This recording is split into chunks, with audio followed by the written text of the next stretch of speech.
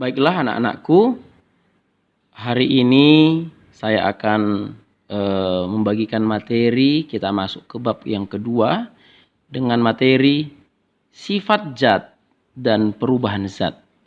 Nah, jadi untuk langkah pertama kita harus pahami apa itu yang dimaksud dengan zat. Tapi sebelum kita membahas zat, mari kita terlebih dahulu mengupas atau membahas apa itu materi, ya. Nah, secara sederhana, materi itu didefinisikan sebagai segala sesuatu, ya, segala sesuatu yang menempati ruang,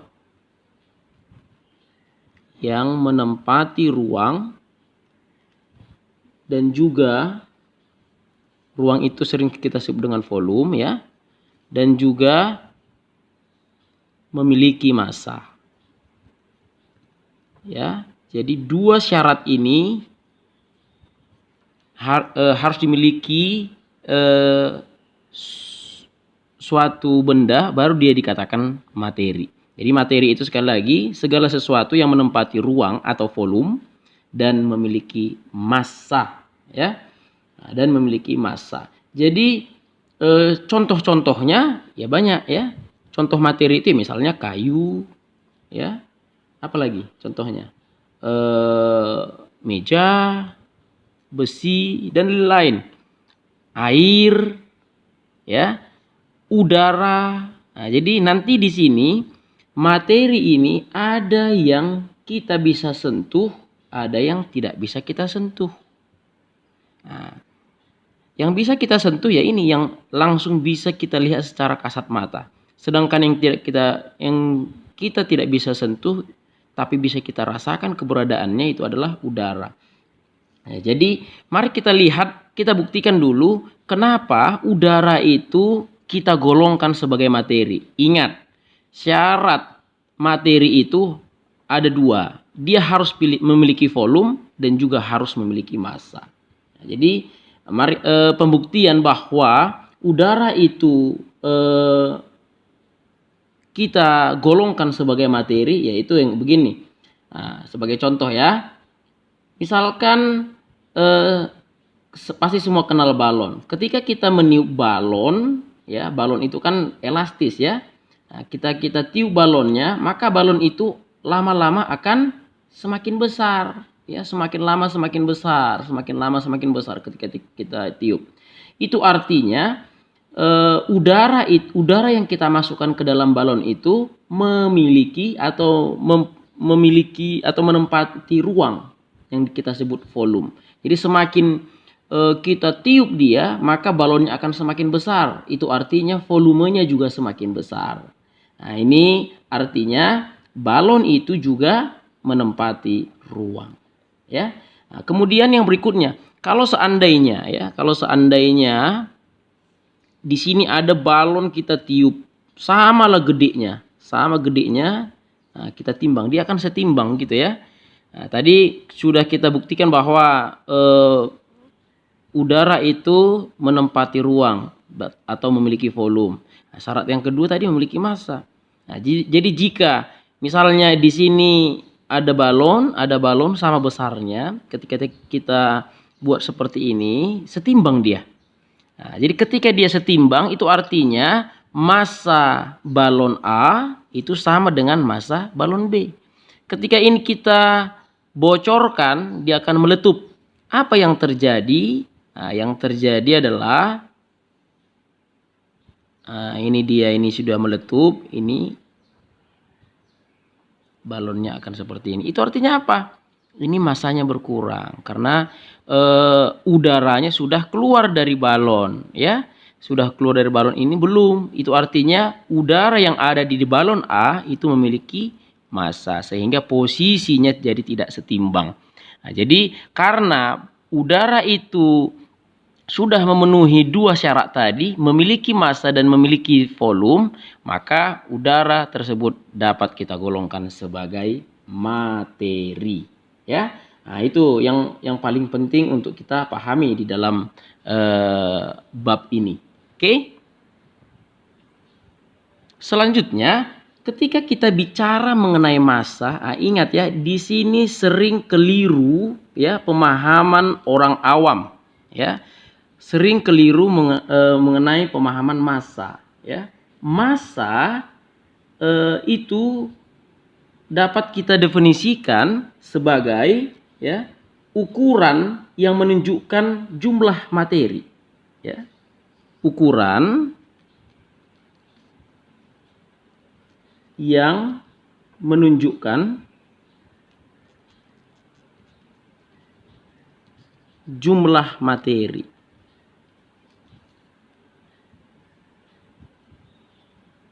Nah, ini pengertian sederhana dari massa. Jadi ingat, massa itu tidak dipengaruhi ya. Massa sebuah materi tidak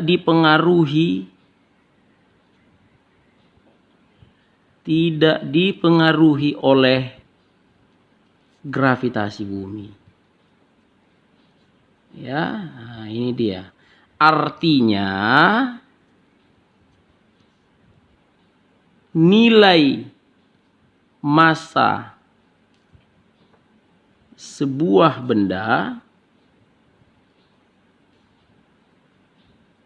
itu tetap dimanapun. Ya, dimanapun. Jadi dia tidak dipengaruhi oleh gravitasi bumi atau bahkan gravitasi bulan. Ya, ketika sebuah benda kita tempatkan di bumi dan juga kita tempatkan di bulan, ya, massa benda itu tidak berubah, ya, atau tetap. Ya, tidak berubah atau tetap. Ya. Nah, karena apa? Karena massa suatu benda itu tidak dipengaruhi oleh gravitasi. Baik itu gravitasi bumi, gravitasi bulan, atau misalkan ditempatkan di Mars, dia gravitasi Mars dan sebagainya, itu massanya tetap atau tidak berubah. Jadi apa istilah untuk yang ukuran yang dipengaruhi oleh gravitasi bumi? Nah, jadi yang dipengaruhi gravitasi bumi itu kita kenal dengan berat. Nah, jadi antara berat, nah ini berat yang dipengaruhi. Berat itu dipengaruhi gravitasi. Jadi antara massa itu berbeda atau tidak sama dengan berat. Nah, bedanya di mana? Massa itu nilainya tetap dimanapun dia berada. Bahkan di luar bumi pun dia tetap. Sedangkan berat itu akan berubah. Akan berubah karena apa? Karena dipengaruhi oleh gravitasi. Ketika dia ditempatkan di bumi, gravitasi bumilah yang mempengaruhi dia. Ketika dia ditempatkan di bulan, maka gravitasi bulanlah yang mempengaruhi dia. Jadi ketika gravitasinya berubah, maka beratnya juga akan berubah. Ya, jangankan di lain tempat, artinya di bumi dan di bulan.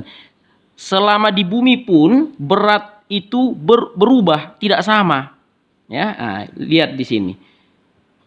Semakin kalau di sini ada ini bumi, ini garis khatulistiwa, ini kutub utara, ini kutub selatan, ya.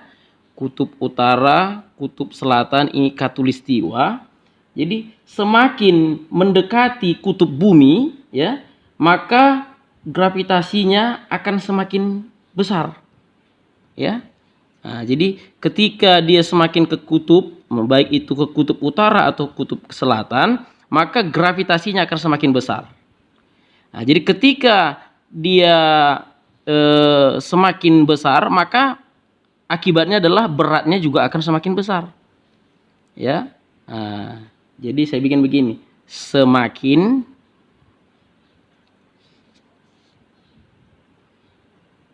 mendekati kutub, ya, semakin mendekati kutub, gravitasi semakin besar. Semakin besar. Akibatnya berat bertambah.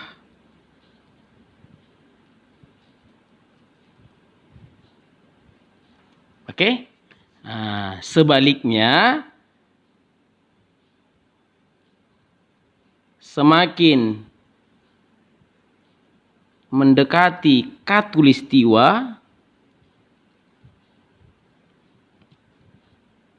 maka gravitasi semakin kecil. Itu artinya berat berkurang.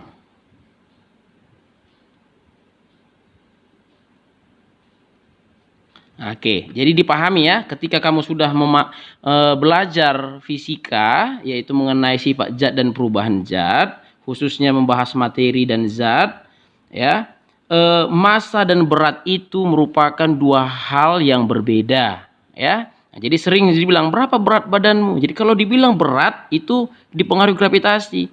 Ketika beratmu diukur di Medan dan di Jakarta itu akan berbeda, walaupun perbedaan gravitasinya itu tidak signifikan, tidak begitu besar ya, tetapi pastinya berbeda ya, Jadi nilai gravitasi bumi itu dirata-ratakan nilainya 9,8 meter per sekon kuadrat. Nanti kita akan pelajari di kelas 8 ya.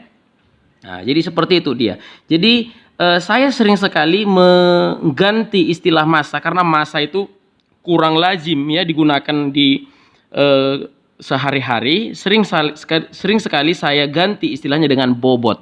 Jadi kalau bobot itu sama dengan massa. Berapa bobotmu? Nah, ini berbobot 75 kg. Jadi kalau ditanya berapa berat? 750 Newton. Jadi satuannya ini adalah Newton, sedangkan satuannya ini adalah kilogram. Ya. Nah, jadi itu perbedaan yang jelas antara massa dan berat. Jadi tolong dipahami dan tolong dimengerti itu. Jangan sampai salah lagi ya. Oke, yang berikutnya selanjutnya kita akan definisikan apa itu zat. Tadi kan materi sudah. Materi itu tadi adalah segala sesuatu yang menempati ruang atau volume dan memiliki massa. Jadi itu disebut sebagai materi. Sekarang zat. Zat ini secara sederhana didefinisikan sebagai materi. Ya, jadi semua materi itu kita bisa golongkan sebagai zat. Ya, materi yang memiliki sifat-sifat tertentu, ya, sifat-sifat tertentu yang unik atau khas, ya, atau khas. Jadi kalau dibilang unik atau khas, hanya dia yang punya itu, yang lain nggak punya. Itu maksudnya yang unik atau khas, ya. Jadi ketika materi yang memiliki sifat-sifat tertentu yang unik, itulah yang kita sebut dengan zat. Oke. Selanjutnya mari kita lihat yang berikutnya. Wujud zat.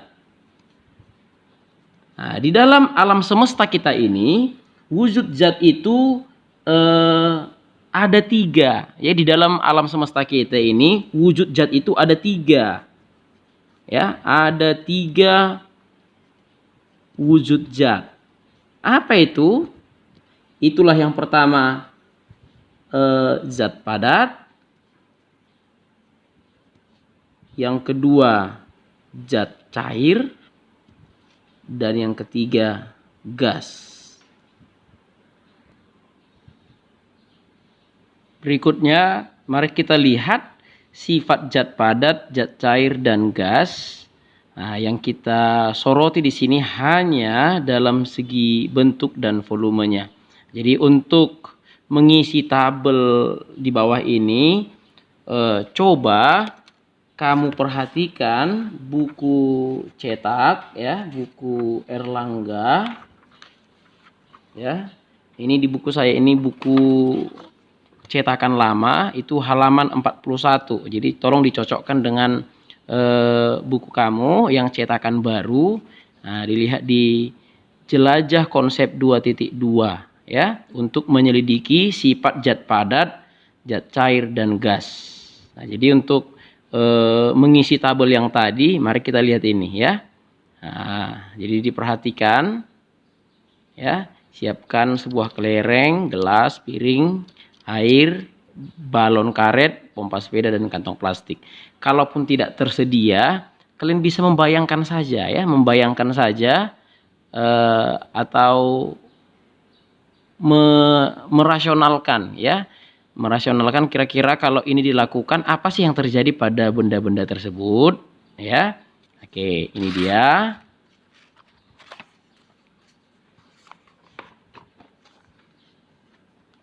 Nah, ini dibaca, dipahami, kemudian itu nanti akan membantu kamu untuk mengisi tabel berikut ya. Nah, jadi kalau ada kendala nanti di video berikutnya saya akan bahas ya,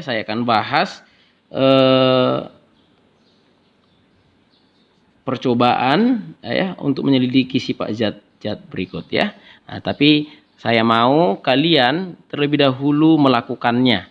Nah, setelah kalian lakukan, nanti akan saya bagikan video selanjutnya untuk mengisi atau mengecek ya, jawaban yang benar mengenai sifat zat tersebut. Oke? Ya, demikian. Mudah-mudahan pemahaman kalian semakin benar, dan untuk materi-materi berikutnya juga akan semakin benar pula. Sekian dan terima kasih.